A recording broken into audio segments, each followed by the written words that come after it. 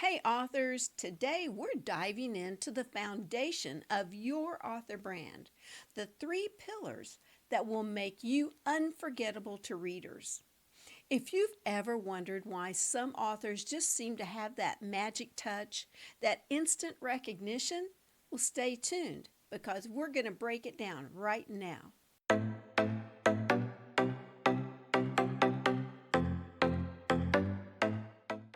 Every strong author brand has three pillars: your name, your visual identity, and your voice. And when all three of those work in harmony, magic happens. So let's start with the first pillar: your name. This isn't just about what your parents named you at birth, what your friends have nicknamed you, or what you have chosen as your pen name. It's about how you present that name to the world. James Patterson's name is not just typed out as a byline.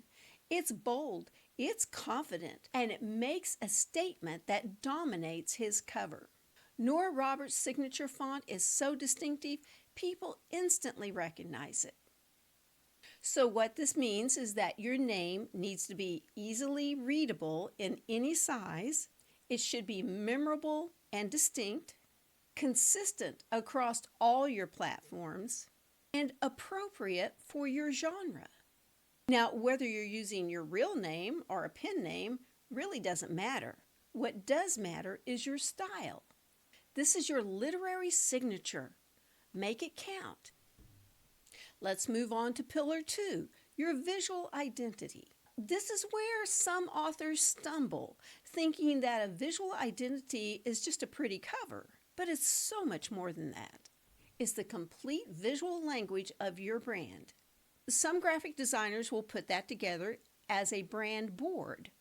And the very basics of what it includes is your color palette, your font combinations, your image style, your logo or monogram, some people will call them icons or favicons, your social media presence, your website, your newsletter, your blog.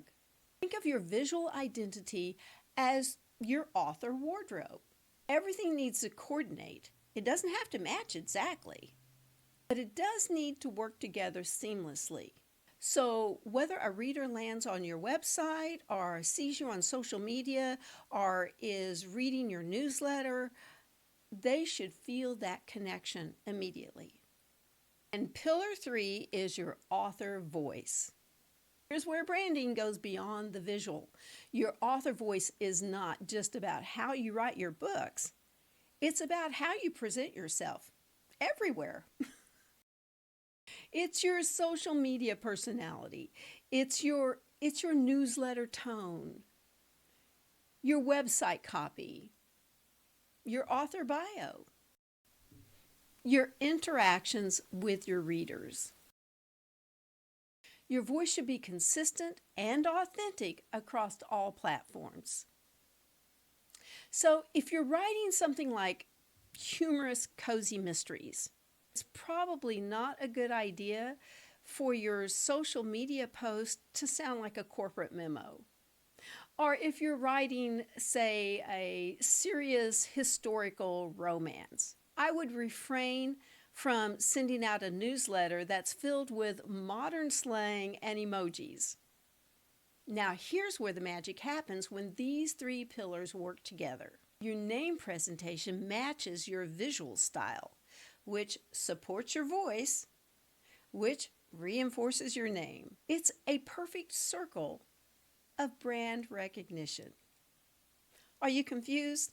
Let me give you a quick example. Stephen King. His name is presented in a strong, sometimes unsettling typography. His visual identity is stark and bold. His voice, even on social media, reflects that master storyteller next door style. Everything works together to create the unmistakable Stephen King experience. If you've ever seen any of his social media posts about his little corgi named Molly, he has several.